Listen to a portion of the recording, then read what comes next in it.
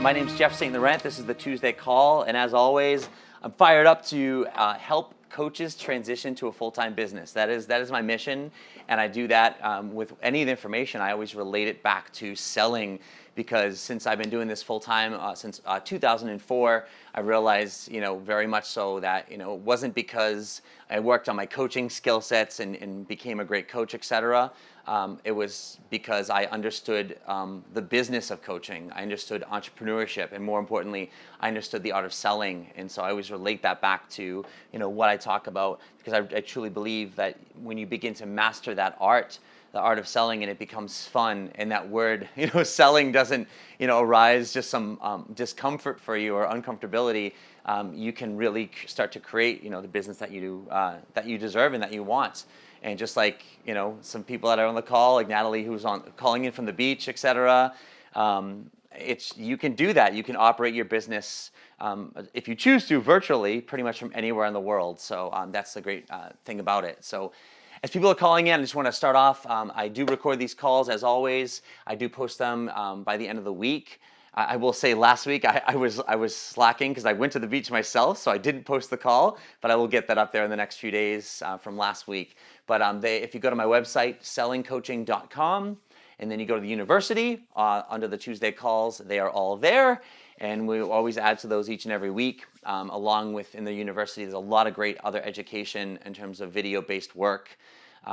And then another ways to interact is a great way. A lot of you are there, but if you go to the top of my website, sellingcoaching.com, you'll see right up there as a little tab that says join my private Facebook group. So if you haven't been over there, definitely check that out. Great group of coaches over there. We just capped 600 this month. So we're steadily growing, and we've got some good interaction with there. A great place to meet coaches, ask questions, but also start getting yourself out there on video. Which is a huge aspect to what we do in marketing and selling ourselves, so that people get to know who we are.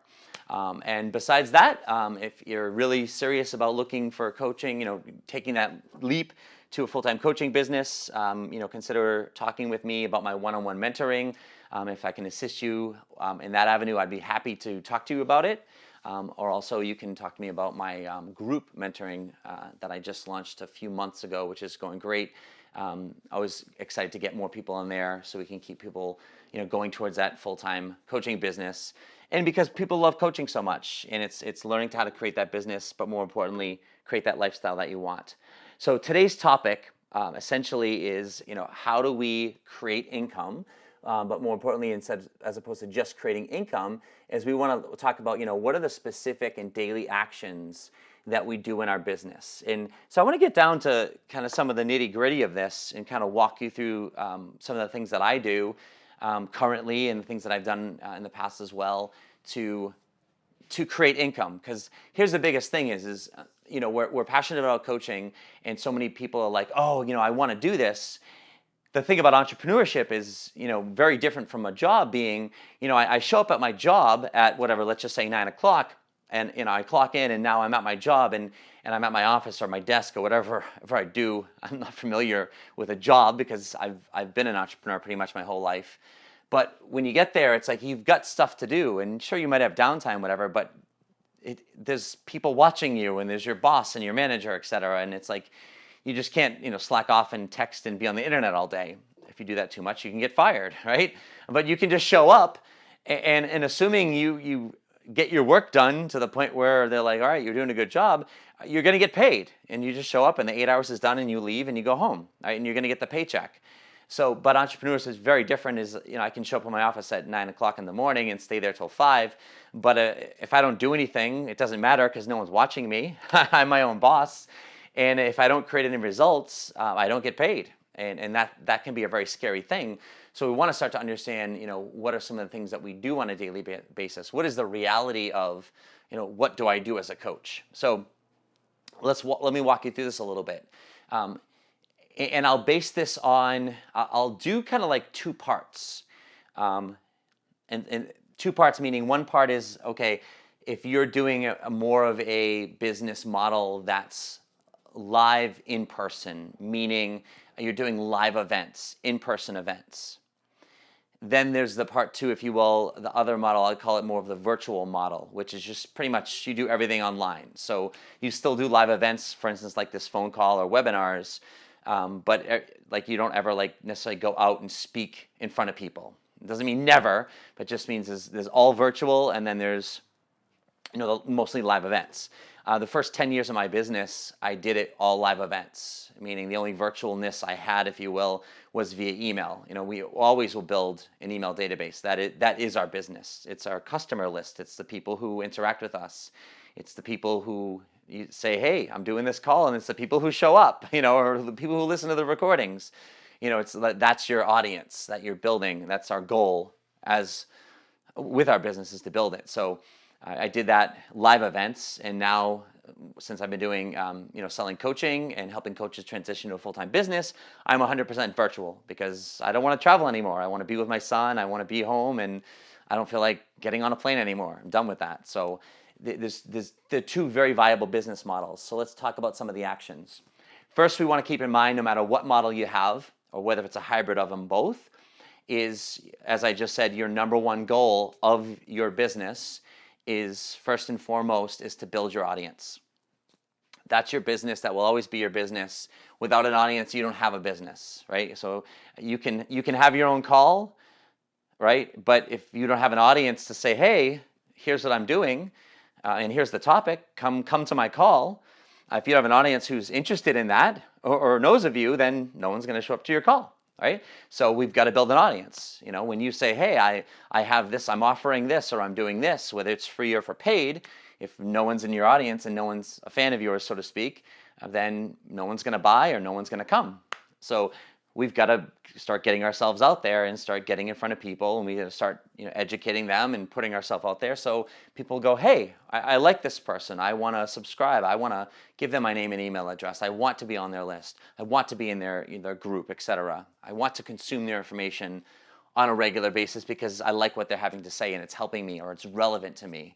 So we've got to build our audience. So how we build our audience, that's kind of where we get into the nitty-gritty of things, because ultimately, doing your business isn't the coaching clients. So if I were to give you a rough breakdown of my week in terms of just rough percentages, on average, I would say that less than half, I'd go at about 40%. 40% of my week is actual coaching clients, meaning the client itself. I'm on the phone with the client, let's say for the hour, for the 30 minutes. I'm with my clients, let's say in a group coaching session. Like that's 40% of my week or my hours. It's a smaller portion of it.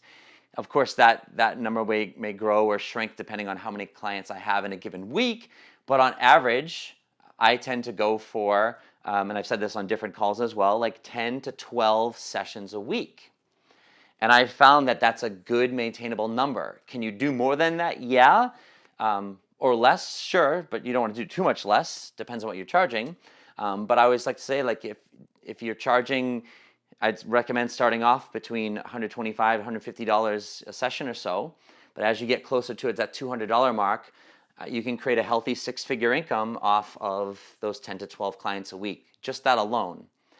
But in order to get those 10 to 12 clients a week, it's the other, let's say, 60% of the things that you're doing kind of behind the scenes. But they're not necessarily behind the scenes because you've got to be out in the public, so to speak, whether it's online or in person. But that's really where your business is built. That's how you get the 40% of the work. So I don't consider a coaching client doing my business or growing my business. It's part of my business. But to me, like that's the reward, is when I'm with a client. It's like everything that I do to attract a client and then having someone hire me and work with me, that's the reward. It's like, wow, now I get to do what I absolutely love, is coach or mentor, right? So that's not the work.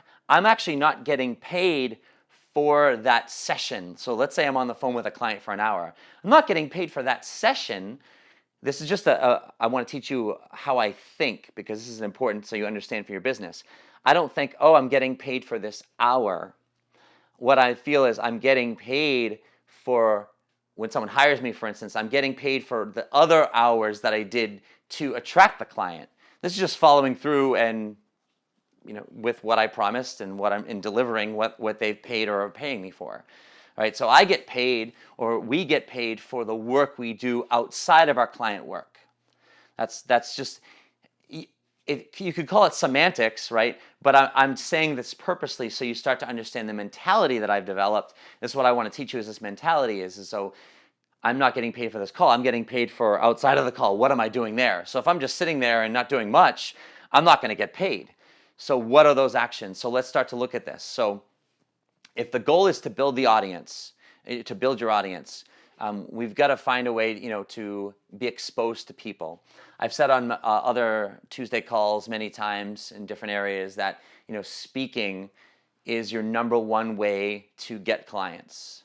Whenever I'm mentoring with somebody, and if someone says, "Hey, Jeff, I want to get 5 clients, whatever, this week, this month, this year, whatever it is," I say, "Okay, speak in front of 100 people, and you should be able to get your 5 clients out of that." And I don't care if it's 100 at a time, 5 at a time, 10 at a time, or how long it takes you. I found traditionally, if you put me in front of 100 people, I'm going to get at least 5 clients out of that. Doesn't mean long term. It just means like in the next few weeks or so, and following up with that group of people, I would be able to extract 5 clients out of that, and 100% confident in that, because I've done it enough. I've done enough events to know that there's about a 5% conversion rate. All right, so just take that for what it is. You could talk to somebody else and like, "Oh, 5%, that's horrible. I can do 20%. I can do whatever." It's like, okay, great, good for you. I'm just sharing it with you, this information, and I feel it's it's not a huge number, but it's a decent number, and that's where you can work from. And those 5 people can also turn into referrals, so you can get other clients from them. And then it doesn't mean that other people within that 100 won't convert, if you will, or hire you or buy something from you at a later time, assuming you keep up with them and follow up with them, etc. But typically, if you're going to get about 5 clients, you need to speak about it in front of 100 people or so. And that's live events, that's doing events on the phone like this, webinars, etc. So we've got to remember, it's like, okay, if that's the case, how am I getting in front of people? So we'll kind of like blend this together. Part 1 in terms of like getting out there in terms of live events, right? So we've got to, if I'm looking at my day, it's like I've got to make sure I've got to find time throughout my week to begin networking with people. So this is where if you don't necessarily have a niche specifically, like you don't know who you're helping with what specifically, then that's where you're going more general, meaning I'm going to Chamber of Commerce events. I'm connecting with people, and I would do 2-3 events a week if you can find them. And you're starting to connect with anybody, the bankers, the local insurance people, realtors, fitness people, owners of different local businesses, things like that, restaurants. I mean, don't leave anything out if you're general, because you want to connect with those people. And the goal is to connect with them and to find out, it's like, hey, or I own a seminar and coaching company, and I'm looking to share my message or spread the word or help raise the consciousness of individuals. I work with mindset. I work with choice. I work with communication. Find some piece of where you can start to work with and say, I'm just wondering, do you ever do lunch and learns? Do you ever have speakers come in, before, after work? You're looking for spaces where you could speak to people. If they would have you in there. So my whole goal is I'm getting out to those events, like I said, 2-3 different times through the week, more if you can, but depending on where you are, where they are, and what your schedule's like, because you might still be working a job, etc. And if you are still working a job, then it just might be once a week. It might be on the weekend or one evening. But either way, you've got to be getting out there, and your whole goal is I want to book a speaking engagement. Meaning I want to, and I'm not talking about an event that you're getting paid for. When I say a speaking engagement, it's like I want to go down, I want to have the local realtor office have me come down at noontime or 6 p.m. at the end of the day, with a meeting that they have, or so I can speak in front of the 5 or 6 realtors in their group. Or I want to go down to the local insurance agent that I know or that someone knows through a friend and speak to their 5 employees about, customer service, using mindset or asking questions, or just talk about some things that right? So that's what I want to do. That's what I want to do. I want to be getting in front of people. And so my daily actions are interacting with people. And if I can't get out to those engagements like once a week even. Maybe it's once a month or once every other week. But with those contacts, I want to follow up with those people. I want to create a list. So here's what I do is I create an Excel spreadsheet, and I'm just very low tech. I mean, there's so many programs out there. It's like, geez, just Microsoft Word, Microsoft Excel. If you're a Mac person, numbers and whatever the other equivalent is. And it's just like create a spreadsheet and person's first and last name and phone number and email, and just write a little note about them.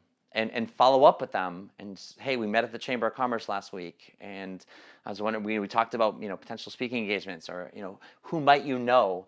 So I'm always asking either them is something they'd be interested in, who might they know, who could they connect me with, and I just go off of, hey, I launched my seminar and coaching company, whether I just started it off or I've been doing it for a little while. And I'm looking out there to spread the word, and I'm curious who would be interested. And literally, my daily actions with that are as I'm following up with people. And if I'm not meeting those people, I'm thinking about the area, or I look within my local area, and I go, okay, again, this is if I'm doing live events, and I'm thinking, all right, well, what would be a good place? Is there a school? Is there a library? Is there spaces like that, like I said, realtor places, are there office spaces, business spaces, like business parks where there's 5, 6, 10, 20 different businesses within, that plaza, so to speak. It doesn't matter of what kind. It could be offices, businesses that have offices, or, food chains and liquor stores and whatever. Either way, it's like, is there a space within that business park, so to speak, and maybe in one of those office spaces there where I could have an event, and can I connect with that person and find out, like, hey, listen, would you be open to having this here if we hosted an event here? Especially if that person, their business can benefit from traffic, meaning people from the outside coming in. It could translate to new customers, etc. Even if they rent that space out, you can negotiate it and say, listen, I'm just starting off. I don't really have a budget for this. I'm starting off in my business, but I want to get out there and speak. Would you be willing to, comp me the room? And then obviously I'm going to be marketing it, and hopefully, by bringing in different people, you can, we let them know that you rent the space out. Might get more exposure, and you might get more people who rent the space, etc. So just think creatively on how you can do it on a shoestring budget, so to speak, and not have to spend $300 or even $100 on a meeting space. And that's what you're really going for. So now, with that being said, is that what I'm doing is I'm creating a list on that, let's say, Microsoft Excel sheet, and I'm actually going through these people, and I'm adding to it every day of people that I know and people that I'd like to meet, and I'm creating calls. Like, I'm calling people up, or I'm getting in my car and I'm going down there and I'm meeting people. And this can sound scary for some people, but I'm trying to give you I want to give you the language to it. Is like, these are the daily action. This is the grind, so to speak. Is I'm connecting with them, and I'm finding out, like, who are they and what do they do and what do they represent, and here's who I am, and I'm a coach. I own a seminar and coaching company, and I love helping people. If you can't know what you do, just like I talk about mindset, I talk about personal development, I talk about bettering yourselves, I talk about power of choice. And I was wondering if, do you ever have people come in, or would you be open to hosting an event at your place where we could invite people in, some local businesses, some employees, some members, where I could have an event here. And that's really what you're doing. And if you do that in a very authentic way, you're not hard selling. You're not like, oh, I want you to buy something. You're just saying, like, hey, here's who I am, and here's what I'm passionate about doing. Would you be open? Would you consider? Write those lines down. Those are my favorite lines, because it's very non-threatening or imposing. It's just, would you be open to considering this, or would you consider this? And then the other piece, who might you know? Who might you know who would be open to something like this? Remember, we don't want to say, do you know? It's a closed-ended, it goes nowhere. It's like, who might you know? Who do you know? What ideas might you have? That's another great question. I mean, literally, this is what I would do when I was doing live events, and I still do this online where appropriate, but more so these are the words and the phrases I would use when I was talking to these people, who might you know, or what ideas do you have? People love to help, so if you were going to be hosting an event, if you wanted to, get a bunch of people together, what ideas do you have? Where would you go? Where would you host the event? If you wanted to find a nice space that you didn't have to pay for, where would you go? I found some great places that way. Like there was places that I didn't even know about, where one person connected me to me with somebody who had this great meeting space, and the person rented it out for $200 for a meeting, and they ended up, giving it to me for $25 anytime I went there, and it was like, that was a pretty good deal, and I was happy about that. But it was only through me getting out there and asking these questions. And was I nervous and did I not know what to say? Absolutely, all the time. But until I started to develop it and do it more, these are the phrases that I'm starting to give you now, but these are the daily actions, and these are the specific actions that I would do. And then the ultimate goal I would literally keep doing this until I got a yes, and until once I got a yes, let me take you to there. First, let me make a note and say, once I got the yes, I didn't stop doing what I just told you I was doing, meaning calling people up, going to the chamber events type of thing, adding people to the list, following up with people to the list. Now I have to put more time into, okay, what is this event, right? Who am I speaking to? What am I going to be talking about? The logistics of it, marketing it, so to speak. But I don't neglect what I just talked about, because what happens is most people, now that they've marketed, so to speak, and they've gotten the yes, then they stop the marketing, meaning they're not going to the chamber events anymore. They're not calling up those people every day or following up with those people and making new connections and asking all those questions. Who might you know? What would you do? What ideas do you have? Those types of things. Would you be open to an event? They stop doing that stuff. So then they have their one event, and then the event's done and it's great. And now it's time to, follow up with some of the people that I've got. But then it's like, once that's all done, maybe they get a client or two out of it. Well, now they've got nothing. They've got nothing else coming up because they stopped those original actions. So my message here is that, I was starting to talk about the specific daily actions of, let's say, setting up events when you don't have any, and getting out there and connecting with people and asking those questions. But then once you've got one set up and someone says, yeah, you know what, I'd love to have you come in here. And now we work out a date and say, what about, 3 weeks from now? Or what about next month? Or what about next week? And you're like, great, this would work for me. Oh, okay, great. Now, so you've still got to carve out some time and make sure you're doing all those things consistently, because then you want to get another yes and book another one for the next week or for the week after, etc. And obviously, depending on where you are in terms of full-time, part-time, in terms of a coaching business, and again, most of you are part-time, right? So you've got to find out, when can I do this, right? So it's not like I'm doing this every day, but am I doing it for 30 minutes a day? I can create an Excel spreadsheet and make some calls for 30 minutes at the end of the beginning of my day, or both.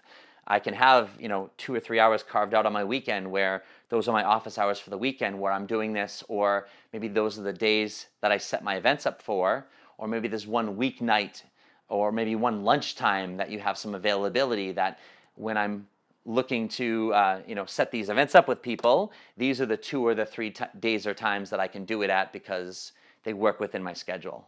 So that's how you operate under, let's say, a part-time basis. And so now you have those events set up, and when the events are set up, the best events are the ones that are, you show up and there's people already there. Like I said, I've done speaking engagements for different realtor groups. And the first one I did is they just had a little noontime office meeting, and I showed up and there were 5 or 6 realtors in there, and I didn't have to market, I didn't have to do anything. I just showed up and that they were there. If you're hosting your own event, now you're starting getting into, now you've got the space, now who am I inviting to the event? So when it comes to inviting people, it's getting on the phone, it's calling people, it's emailing people, it's literally, it's getting people to confirm. It's not just putting flyers and sending out emails and Facebooking events and all that good stuff.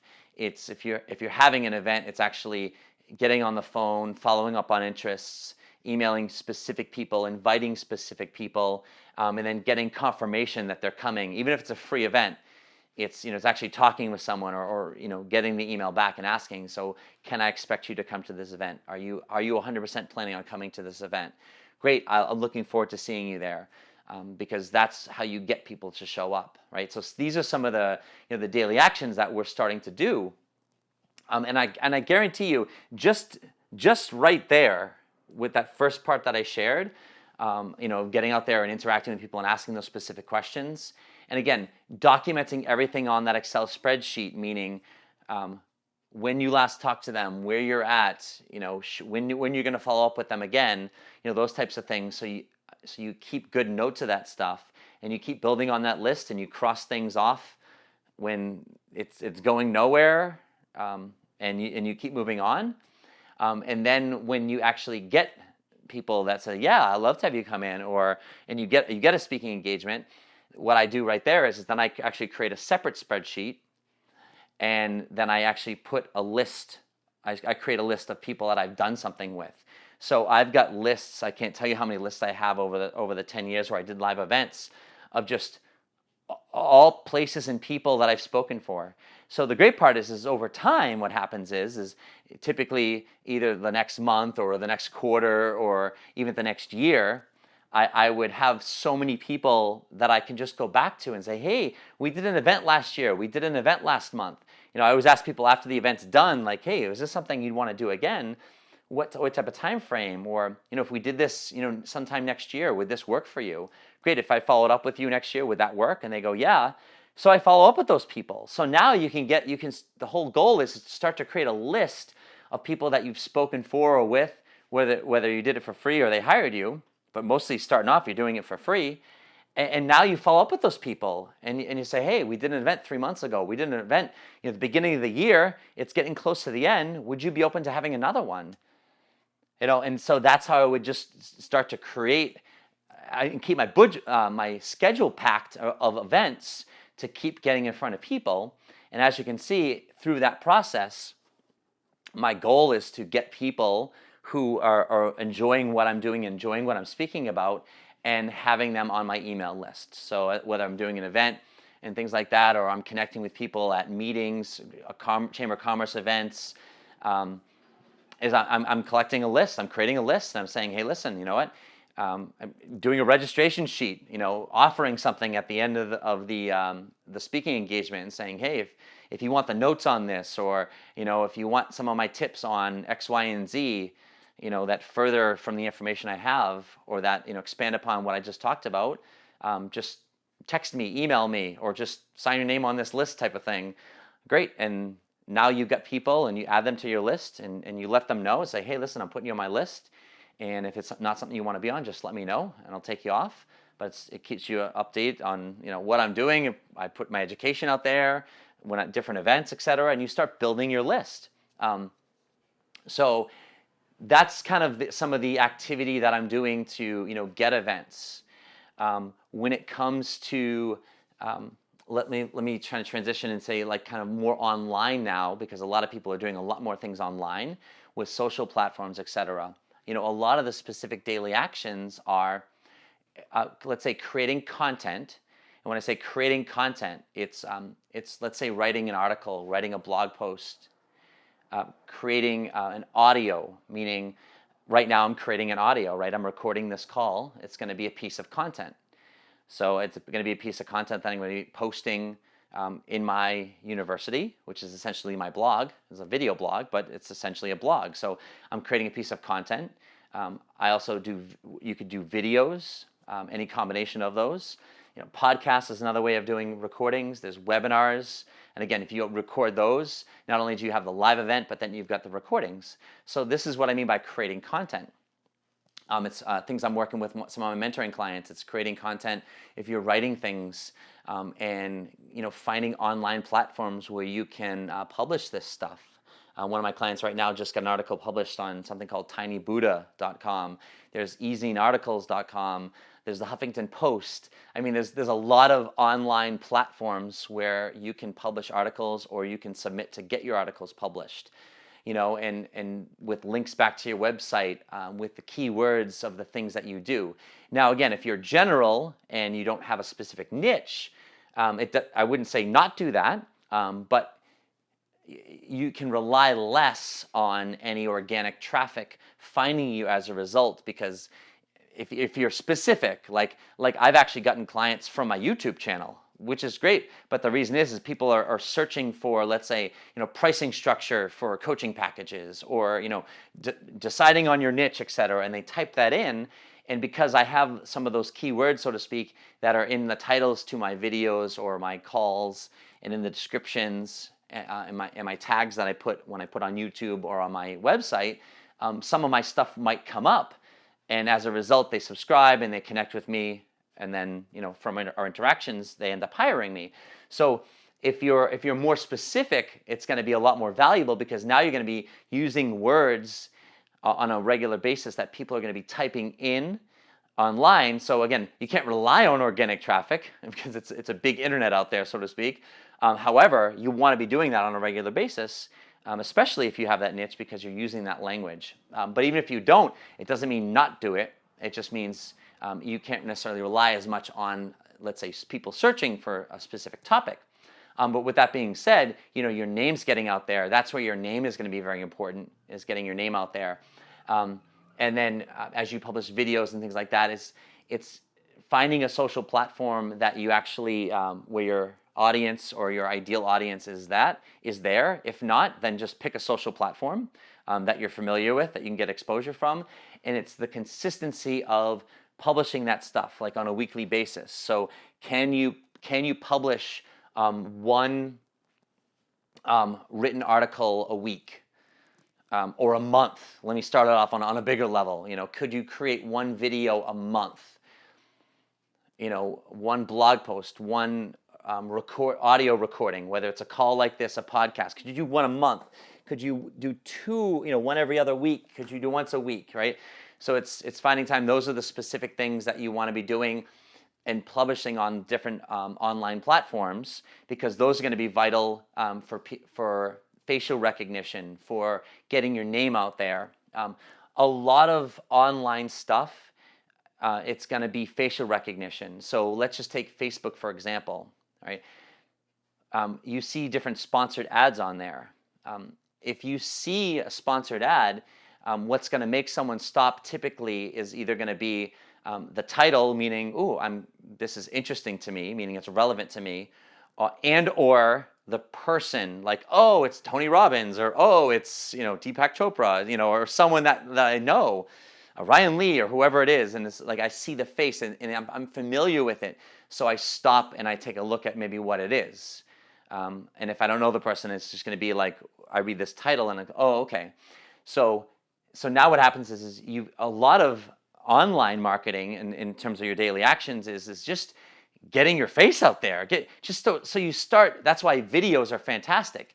No one's watching the videos. I've produced well over 100 videos in less than a year, in this last year, and they've been out there, etc. And I bet you there's a very small number of people. I see the statistics on Facebook. There's a very small percentage of people that watch it to the end. It's very, very small. But it doesn't matter. I don't care if anyone watches it, because they scroll and they see my face and it plays for a second and they keep seeing it. I've been running Facebook ads, either like ads for my Facebook page to attract coaches, and also for my free offer. And even I know that even if people aren't clicking on it to like the page, or people aren't clicking on my free offer to download it, they're seeing my picture, they're seeing my face, they're seeing my name, Jeffrey St Laurent, they're seeing Selling Coaching. And the more and more they see that, they start to become familiar with it. Again, that's marketing. So my daily actions there are making sure that on a daily basis, and I say daily, we're putting something out there, meaning on a social platform. We're sending an email to our database. Even if it's only one person, the one person that you spoke to last week, send an email to them, right? And then the next week there's two people, like you send an email to them. So to give you an idea, like let me literally run through my day real quick, and then we can start to open the call up for some questions and comments. Is on a weekly basis, I'm sending a minimum of 3 emails to my email database. So on Mondays to promote my call on Tuesday, and also to give a little story, to share a little bit of information as well, and connect with the group, let them know more about me, give them kind of a lesson or some thoughts. That's to get them in front of them, engage them. I'll send an email on Tuesday morning. A lot of you probably got this email if you're on my list, just to remind them of the call. And then at a minimum on Friday to not only share some more information, maybe about myself, what's coming up, but also to let them know I've posted the call recording in my university. So at a minimum, I've got those 3 emails that I'm doing, and I do it on those days, except for on Tuesday, I actually set the email to go out automatically, because when I do my Monday email, I do the Tuesday email at the same time and set it up to go out automatically. So that's like a daily action, is you've got to be emailing your database at a minimum once a week at a minimum. I would suggest more than that. I would suggest 2 to 3 times. If there's a way to do it more than that, meaning there's a reason to, you have to remember with people, it's like, if they want to be on your list, they're going to be on your list. If they don't, they're going to unsubscribe, or they're just going to keep deleting it. So don't feel like, oh, it's just too much. What's too much? What's too little? It's like, I get emails from people, some marketers that I follow on a daily basis. And the only reason I don't read them when it comes out that morning is if I've got too much going on, I just don't have time. And sometimes I'll even save it. And if it's gone too long, I'll just end up deleting it, and I'll just get current with their current emails, because I like what they talk about. I like who they are. I like what they say. I like their message. So they could email me twice a day, and I'd like it, So, and each of you have the same thing. So you've got to be, one of your daily actions is getting out in front of your audience via email. All right. So whether it's every day or at least once a week, but ideally more. And that's why when you have an event like a Tuesday call like I have, that's great, because that alone, this one call allows me to email people 3 times throughout the week. That can lead into at least, at a minimum, to say, hey, tomorrow I've got a call. Hey, today I got a call, reminder. Friday, hey, I had a call on Tuesday. Here's the call recording, right? So at a minimum, it's relevant, and there's a reason why I'm emailing them. I can add in some information around that and do things like that. But then also there's that now that leaves me Wednesday and Thursday, where depending on what's going on, etc., maybe I have a video, maybe I've got an older video that I published that I'm like, oh, it's really relevant now. Or maybe I just I'm passionate about something, or I'm fueled up about something. I can send an email to them. And if you notice, I'm not promoting anything. I'm not saying, hey, hire me, buy me. Occasionally on a PS, like on my Friday emails, my PS, I'll let people know about either maybe, hey, have you considered working with me as a mentor coach one-on-one? Or, hey, have you checked out, if you're serious about taking your coaching business to the next level, and going full time, check out my JSL Mentoring Mastermind, my group mentoring program, but it's in a PS, and it's just it's just there if people want to see it and they consume it. All right, but those are definitely some daily actions. Literally outside of clients, what I'm doing in my office, I'm not spending 8 hours in my office. On average, I might have, let's just say if I had no clients in a day, let's just say it like that, I could do my work, depending on the day, that we need to do in a couple hours at the most. If I'm really focused, it could be less than that. Or it might be, let's say, a couple hours, but not in a row. It might be an hour in the morning, an hour in the afternoon or evening, or something like that. And really, because what I'm doing is I'm interacting with people. So when I put content out there, I send an email out to my database. I publish something in my Facebook group, or I make some comments in my Facebook group. I write something and I post it on my Facebook page, for instance. What I'm doing is I'm checking. I'm like, well, who's liking my page? Who's commenting on the videos? Who's doing any action? Who's replying to the email? On the back end of my email account, which is Aweber. That's who I recommend for distributing your emails. Aweber.com. I have a link to this call, so I'm going on there and I'm saying, of the people that I'm emailing this to, who actually has clicked through to find out more information about the call, or if I have a link at the bottom that says, P.S., have you considered hiring me as your mentor coach? If you're considering that, click this link and send me a message. It goes to my website where it says work with me. So let's say 5 people click through. I can, go on the back end and see who those 5 people are, and I email those people and say, hey, I noticed you clicked through on, my last email about, potentially working with me. Is this something that you're considering? Is this something that you're interested in? Tell me more. And I engage with them, right? Anyone who comments like in Facebook groups or, from this call, I'll get off this call and I'm going to go to, my Facebook group, and where I posted the call, I'm gonna say, hey, we had a great call today, and big shout out to, and I'll mention some people's names. That's why I like to find out. I want to get to know people, but I want to find out people's names at the beginning of the call because I want to know who's there. Excuse me. I want to know who's there. And I want to say, hey, thanks for calling in the call. And I want to engage with people. And I'll say, hey, what did you learn? Share something, share a nugget. And it creates engagement. And through that, I might find people who they ask a question at the end of the call when I open it up in a few minutes. I might find different specific needs, and so I interact with those people, and I'll message. So some of you might interact, and you might say something, and I might message you, and I'd be like, hey, I noticed you asked X, Y, and Z on the call. Tell me more about that. And maybe what I'm looking for is can I help this person in general, not meaning that they have to hire me to help. For me to help them. It's just, hey, can I help this person? But then if there's a need there and they require help from that, if it gets to that and the timing is right and the need is big enough, well, then I'll ask it, hey, would you consider working with me? Would you consider hiring me? Would you consider checking out my, my group mentoring program, et cetera? And that's where it leads to business. So what happens is when I'm setting these events up, when I'm posting this content on a regular basis, emailing my database, if you notice, really where all the specific actions are is it's all about following up and interacting and engaging with people. And my main objective with that is to just find out more about them, where they are in their world, what they're going through, what they're looking, to go towards.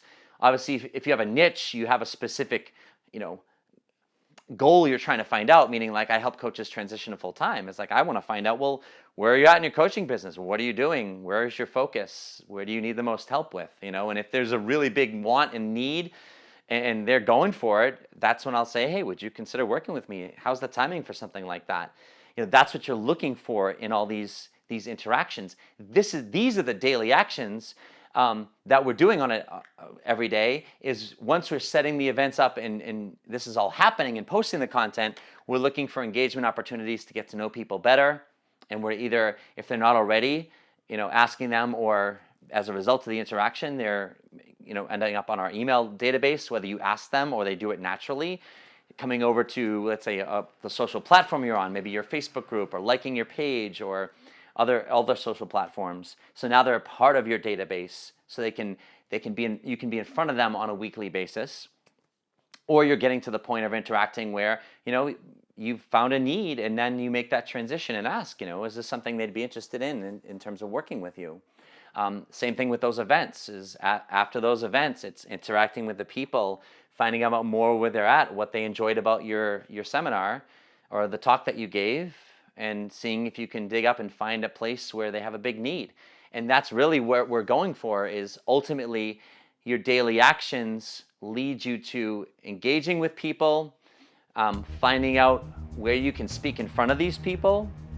And then once you've spoken in front of these people, or I've posted content, it's engaging with these people now that they've seen you or consumed your information, whether it was live or in something you written or video or audio that you posted online. Now that they've seen you and heard you and experienced you, it's interacting with them and either making the approach to say, hey, would you consider working with me if it's appropriate, or having them hopefully be a part of your email database or your audience so you can stay in front of them. So if and when that time comes where they do have a big enough need, they've been a fan of yours for a while, they trust you, they know you, they think that you can help them, they're ready to buy and they're ready to do something with you.